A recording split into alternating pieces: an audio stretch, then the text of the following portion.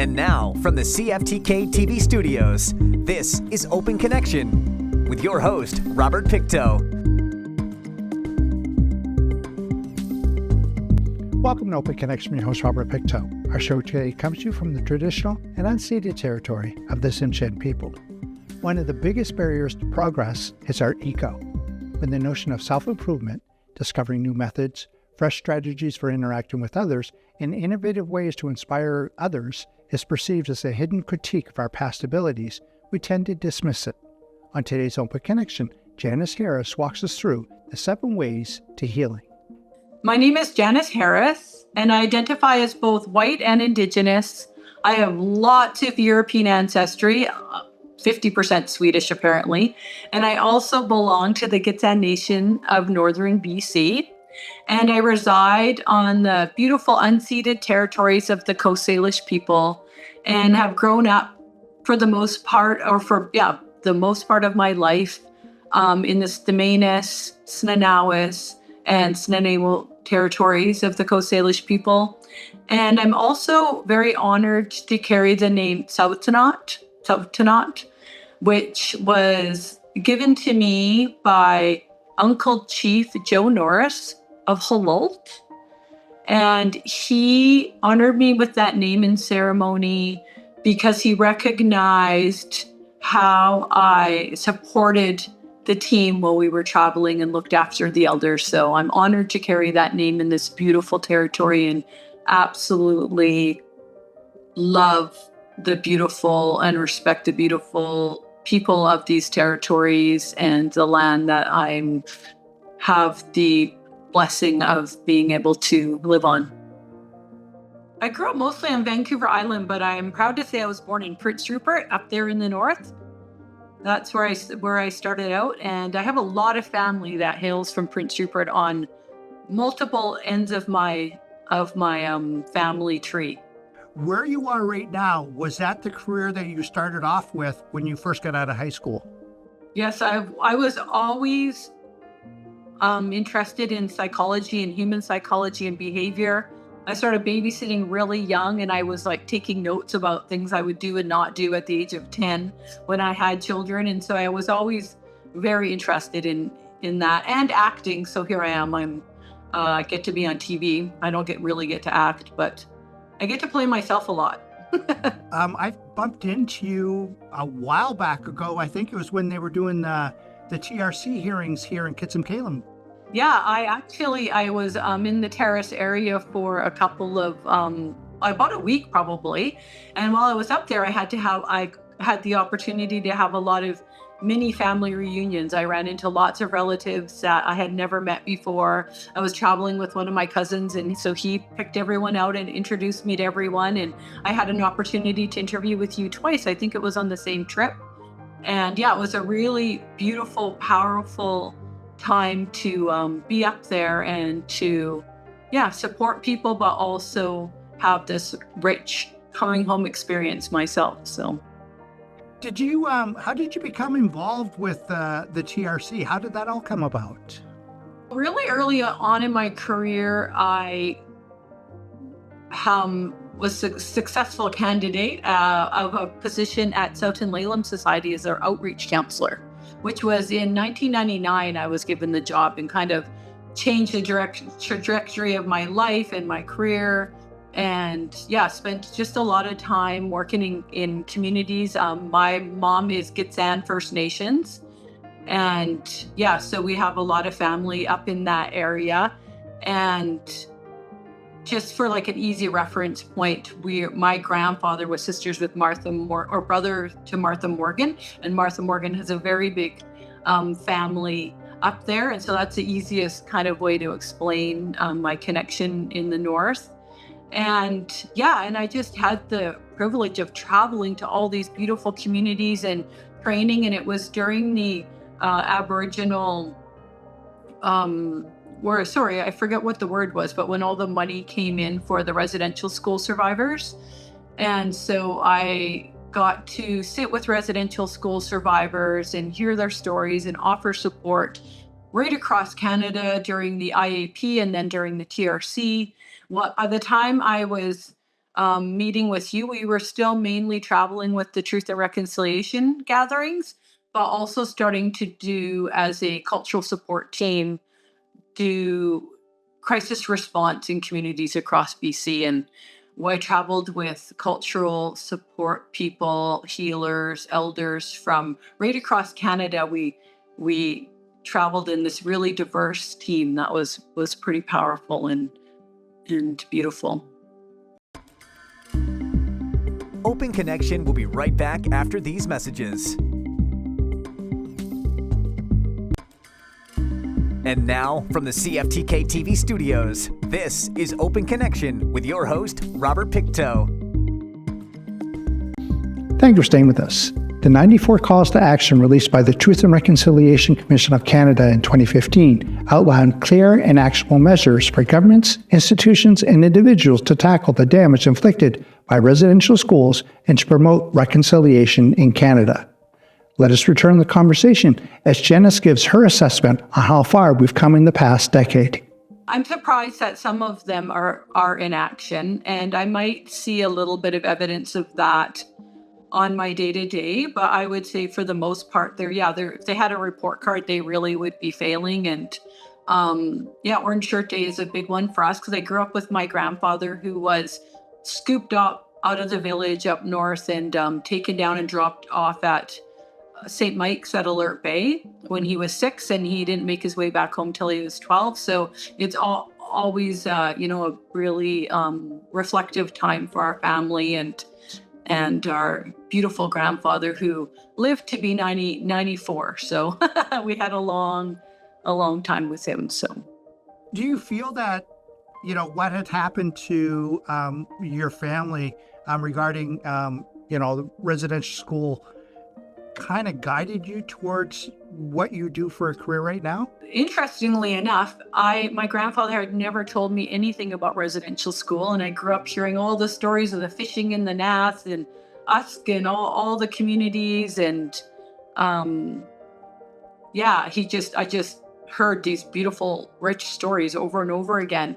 And when I started working on the residential school survivors program as an outreach counselor, my uncle said, "Oh yeah, Dad went to that school." I'm like, "Grandpa?" And he's like, "Yeah." And I'm like, "No, he didn't." He's like, "Yeah, a fisherman scooped him up and dropped him off there." I'm like, "What? No." Like, I didn't even believe him. I believed him, but part of me was like, couldn't believe it because I'd never heard him mention it. And so then, because my job was sitting with residential school survivors, I thought it was my job to try to get the story out of him. But he was really good at kind of putting boundaries in place and only saying a little bit. And thank goodness, because now what I've learned is if you've sat on that until you're 90 years old, you probably don't need to start talking about it at that time. And he lived a pretty good life. He lived a pretty good life, and I'm kind of glad that I didn't push him on that, because I think he had that kind of dead and buried for the most part in order for him to go on and have his life as a fisherman. And is that where you started with this concept of building these 7 healing ways, or 7 ways of healing? 7 natural ways of healing. While I was working at the treatment center, that was our home base, was a treatment center, but we were all over in all the different communities. We had a training day or a staff day, and Aline Laflemme, who's a Métis elder, presented. So I'm going to tell you the 7 natural healing ways, and she was writing them up on the flip chart, and I thought she was going to say brushing or smudging, and I was all just like hanging on the edge of my seat for this presentation. And then when she actually wrote them out, I was like, wow, that wasn't what I was expecting at all. And so they're crying, yelling, singing, talking, dancing, shaking, and laughing. And so I was totally intrigued and super interested. And I feel like she kind of pulled back all these rituals and all these ways we're healing. And the elders would talk about sometimes we bring the forest to us because we're not in the forest anymore, right? And so it kind of gave me an opportunity to pull back and look at how we are nature, and we do heal in these own rhythms of ourselves, and we have all these things innate inside of us. And I love that because I'm really about holistic health, whole body health, wellness, just things that are intrinsic to us, things that are easily accessible, things that, kind of create an opening for everybody to empower themselves towards healing. And so once she explained it all to me, we kind of ran with it. We did a nice couple of short, my friend and I, my colleague and I, little workshops with the elders, and they were really interactive and lots of laughter. And at the end, we ended with some 60s dancing, and we had lots of fun with it. And then I just kind of put it aside and got busy with all the one-to-one counseling sessions, and always appreciating group facilitation. That was where my career started, was group facilitation and outreach counseling, and always appreciated the group dynamic. And it just kind of all fell together at once for me, where I was trying to think of an offering, and I was trying to find ways to stay connected, even though we're heading into the winter months where maybe we isolate a little bit more, and sometimes things can get a little bit heavier. And even for myself, I like to stay connected and involved. And then one of my friends said to me, "Would you like to come present to the elders, and what do you think you would share with them?" And I remembered the last time I was with this group, we had presented on the 7 natural healing ways. And it just kind of fell into place. And I thought, that's it. That's the offering. Because over this last year, I have started a business on the side in hypnotherapy. And I love it. And I know it's powerful. And I feel how it just gets kind of to the root of what's going on. And it's super effective. But I find it's scary to a lot of people. The idea, what media and, Hollywood and stuff has kind of made this perception of hypnosis is like hijacking your mind. And I find it's a real block for a lot of people that I would like to support. And so when I thought of the 7 healing ways, I'm like, what a great way to come together, have that group process again. We get to include people from lots of different areas who maybe aren't, as finding counseling and everything as accessible, and just go on this path of the 7 natural healing ways together. And I love it too, because it's not, I used to really be task orientated, and we're going to do this, and I'm going to teach this, and I want everyone to know this. And now I've learned that it's more about the process. It's more about coming together, and we can have this overarching path that can kind of lead us through the 7 weeks, but we don't have to stick to it. There's endless content if we want there to be, and then there's lots of room for people just to bring forward whatever they have with them that day, whatever's on their heart that they want to share. And so it really gives me this opportunity to let the group kind of lead the way with this overarching, powerful and empowering 7 natural healing ways to guide us. Open Connection will be right back after these messages. And now, from the CFTK-TV studios, this is Open Connection with your host, Robert Pictou. Welcome back to Open Connection. Norms are established standards or rules of behavior within a group or society. They can be informal, unwritten expectations, like how to act in a meeting, or formal written rules, such as laws. Norms vary across cultures, groups, and situations and provide a framework for social order. Let us return the conversation as Shannon shares what happens when norms are missing. And just reminders that these things are already in our lives. When we did this short presentation, I remember really saying what was important to me was validating the things that we already do in our lives. Like when we watch funny videos and cat videos and things that warm our hearts, that's important. Those really get those happy chemicals going, and the more we can release those happy chemicals, the more our body knows how to do that. Even like petting our cat and spending time with our dog, or listening to that relaxing music, they're powerful things. And so I think even really, highlighting what we're already doing is also a really big part of these 7 weeks that we spent together. Some people may be looking at this and they go, this sounds fairly simple, but let's go back to, we're talking about residential school survivors. We get our norms from the adults that are around us or the people around us. And what happened if we don't get those norms and, they kind of messes things up because we don't have a roadmap anymore. Sounds like that's what these 7 healing ways are kind of doing. It really is saying, right? Like, here you go. There's all this stuff out here, but let's get back to what we carry with us and maximize on that, because we do carry these with us. And I have to say that I've also been on a healing journey for 30 years, and I've been to all the programs. I've learned all the modalities. I've had the blessing of taking part in so many experiential things that so many facilitators will say, I'll teach you how to do this, but you have to go through the emotion and go through your own process while you're doing it. And I was always recommending this, and you should go do that and do this and do that. And this is what will help. And this is the thing that will make the difference. And I've come to realize that we're the thing that's going to make the difference. And we have all of those pieces inside of us. And healing, for lack of a better word, I mean, we all understand this word healing. So this is the word that I go to. Sometimes it gets used, I think, in the dominant society is like, you're broken and we're going to heal you, but that's not how I think of it. I feel like it's more of this connecting to spirit and coming together.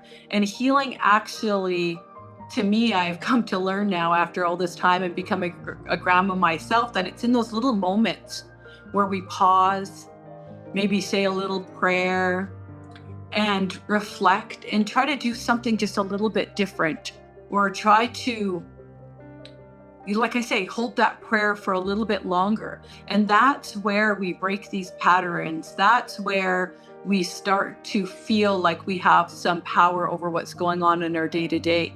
And just starting with those small moments, like people will say, sit down, relax, meditate. There was times where my energy was so everywhere, I couldn't even sit in front of the computer to listen to what the person was saying. So just meeting people where they're at, like if you have to stand through the whole thing or turn off your camera, it's really just in that intention of wanting to do something different, that belief that our ancestors are there to support us when we want to do something else, and building from there. And the more we practice it, it's like anything. The more we practice how to calm our nervous system, the more we practice how to be present, the longer we can hold that prayer, the more our system just remembers how to do that and starts kind of taking over itself, right? Open Connection will be right back after these messages. And now, from the CFTK-TV studios, this is Open Connection with your host, Robert Pictou. The phrase, you don't have to be sick to get better, is a metaphor suggesting that personal improvement and progress are not only those who are currently failing or unwell, it means that you can focus on growth, self-improvement, and achieving a higher level of wellness in all areas of your life. In this final segment of Open Connection, Janice offers some advice. Yes, absolutely. This is something that we all need to be more aware of, is that we carry these ways with us, right? So people have come to the program really in a crying, grief-stricken time in their life to be with the support and just to be witnessed and just to be supported. And other people have come in out of curiosity about what are these 7 natural healing ways, and am I doing what's best for me every day? And that intention, I think, is what's important. We just come together with this shared intention and energy of lifting each other up and empowering ourselves. And that's where the magic is. It's not in any modality or offering. It's in what we bring when we come together. First step, I guess, lack of a better word, of this healing ways is crying. It kind of sounds strange to me. Well, we start off with talking, because that's what we end up doing a lot of in the group, and I have to set up kind of, where I've come from and why we're doing and why we're choosing the 7 natural ways, and hear from other people what they're expecting. So talking, it does start off with a lot of talking, and again, just highlighting that we do this talking, but why is venting important, and why are what the words that come out of our mouth are important, and how connecting with other people actually raises those oxytocin feel good chemicals in us, and those connecting bonds. And so we usually start off there. And I'm glad that you mentioned crying, because another thing in my background through working in the field, trauma informed care is so important. So I'm not going to put anyone on the spot. I'll try not to, right? Or ask anybody to share more than they're willing to share. People can participate in the way that they're most comfortable. I do ask that people who do sign up for this 7-week thing are able to share somewhat in the group, so we can, kind of keep track of how everyone's doing and how things are going for people. That there has to be some kind of level of participation, otherwise one-to-one sometimes is a better place to start off. And it's participating in a way that feels comfortable for you. So if you don't cry the whole 7 weeks, that's totally fine. Or you only cry off camera, or you just take away some ideas about, crying and tears, and some different, some new information from the rest of the participants about the benefits of crying, then that's great. So I'm glad you brought that up, because I want people to know that I'm not going to have people crying on cue, but we'll talk about, the traditional cultural ceremony of like having whalers in our community to help. So I was taught really early on that they would hire ladies in the community before colonization to come to the homes of people who have had a loss, to cry and wail, to bring out that emotion in the members of the family, to make sure they're moving through that energy and not staying stuck in it. So just this is the power of being together. This is the power of sharing. And so when I was traveling with the cultural support team, we were invited to come do that with some people. I say, I think we just need to go to the water and cry. And so an elder would drum, and I would, do the spontaneous wailing. And by the end of it, I'm having a big cry. Everyone's having a big cry. And it's just a really great way to move energy. And I feel like that's a lot of what I've come to learn as well now, is like, it really is energy. And if you think about emotion, it's energy and motion. It's really about keeping that energy flowing and not getting stuck. And as my friend and I were talking about the other day, emotionally constipated. It's important. And for some people, it's big cries. For other people, it's maybe something more silent, but it's still moving the energy. Also, like, putting your feet on the ground, that you might not look like you're emoting on the outside, but the Mother Earth is like literally mixing its energy with you and pulling that, kind of helping you kind of bring that energy through your bodies.